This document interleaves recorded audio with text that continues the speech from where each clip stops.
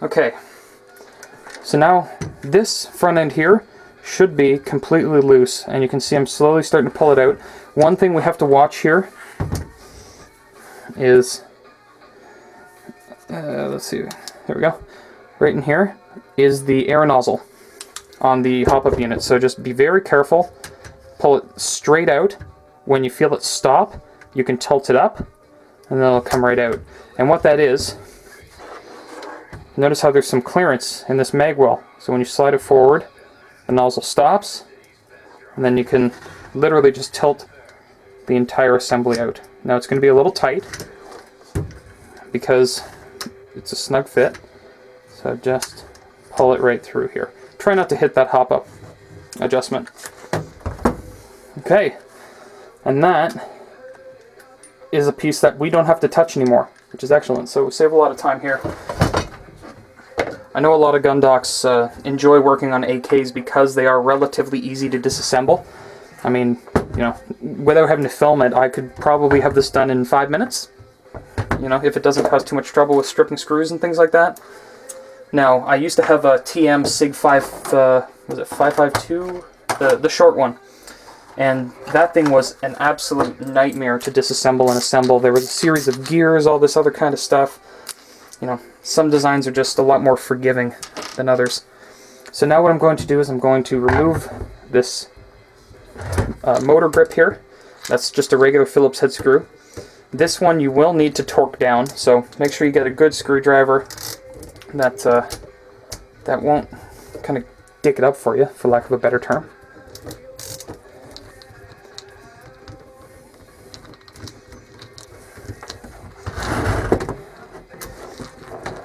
Okay. Comes with a little washer. And now we should be able to just very simply slide this off. Now the AK47 motors are in a motor cage. There we go. Which is this metal piece that basically holds the motor and gearbox as one solid piece, and it doesn't change the angle of the motor, which is awesome because a lot of the times when you go to remove the handguards off of M4s, this motor is loose, so you have to pull the motor out, put it back in. You know, there's a chance that you can get the wrong angle of engagement with the bevel gear, things like that. So I think the cage design, I think the G36s have this as well. It's quite superior in my opinion, just in terms of, you know, not breaking anything. So looking at this now, the gearbox is going to be pretty loose. The last thing we need to do here is the selector switch. Because you notice the trigger's loose, this is loose. We have the stock and the selector switch are the only two things holding it in. So all I'm going to do here, there's a little button. This button right here can get pried off. So once again, I like to use a little micro screwdriver here. You can get brass ones if you really want to care about the finish of these parts. With a Jingong, you can see it's already marred up a little bit because they don't put as much money behind the finishing paint and treatment, things like that, than some of the other companies do. So you see that just pops off, and then you get a screw right here. So I'm just going to unscrew this. And with the selector bit pieces, everything's kind of set. It's like a gear set. So don't rush to take these bits out. You want to make sure that you're not losing any of these little sprockets or crimp washers, anything like that. So the gun's on safe. And then you just lift it out, and then you can see there's a brass tube that goes through here and a crimp washer. So I'm just going to go ahead and put my screw in there and put this off to the side. Okay.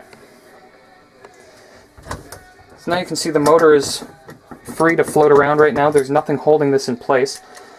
And if we look at the side here, I personally like to, when removing these gearboxes, remove them selector side up, because there's some gears and levers on the side of the mech box that are not captured.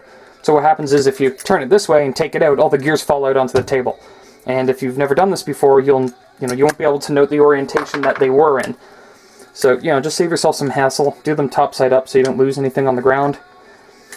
Very slowly here. Trigger, clear the trigger. Okay, and this is what I was talking about here. So what you have here, the selector lever keys into this area here. And what happens is when you turn it to full auto, you are essentially twisting this. So you have safe, full auto, and then all the way down for semi. And that's the kind of gear orientation. We'll walk through this when we go to reassemble it, but for now, just try and make a mental note of the way everything goes in, and these parts just lift right out. I'm going to put these in a safe spot. Okay, now we're finally to this stock here. And looking at this, in terms of pain, PETA factor, the Tamiya connector is not going to fit through here. So I have to make a call whether I'm going to be removing this or not with the wiring connection back here. And it looks like there is some electrical tape here. And we can always do some soldering if it's needed. Oh, that's excellent. So these are actually just push connectors. I'll show you this in a second. Just let me get this tape off. Okay, so what we have here are this kind of like push connectors. So all I have to, much like the motor connectors, all I have to do is pull those free. And you see, it's the crimp side, that's that side.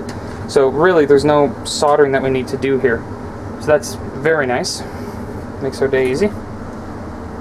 So we can put this off to the side. Okay, and now just very carefully watching the wires there, free the trigger. There we go. So there's your AK receiver body. And you can see here how this stock's mounted. 2 screws in there. This is actually really sturdy, so I'm not going to mess with that at all. So here's our gearbox. I'm just going to remove some of this last external pieces from here, and then we can get going. So let's start by removing this last piece of selector gear. That's just a Phillips head screw.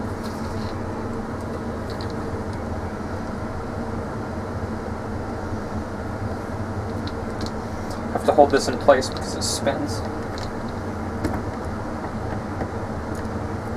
Okay.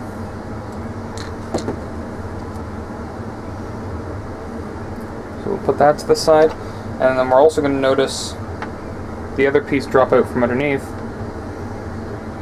What I like to do personally is I like to just kind of put these back together very quickly, just so I know how everything went. You don't have to do this, but it just keeps everything in one place. Okay, so that's that selector gear. Now we're going to remove the motor cage.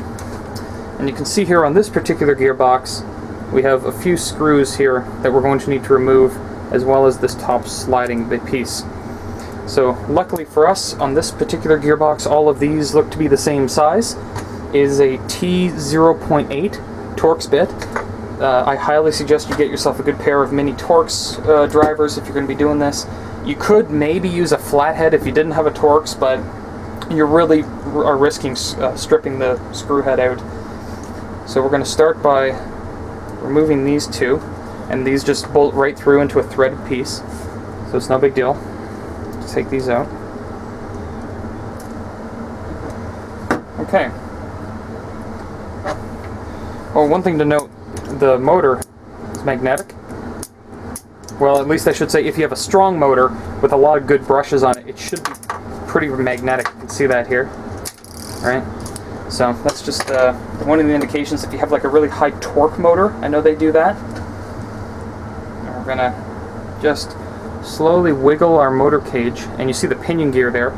Now thankfully it looks like there's going to be enough slack on this wiring that I don't really have to remove any of the tabs from the motor here.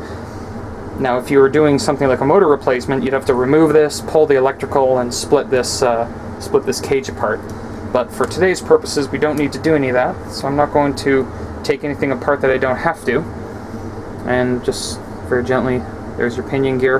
And as you can see, the AK type version 3 gearbox uses a short motor.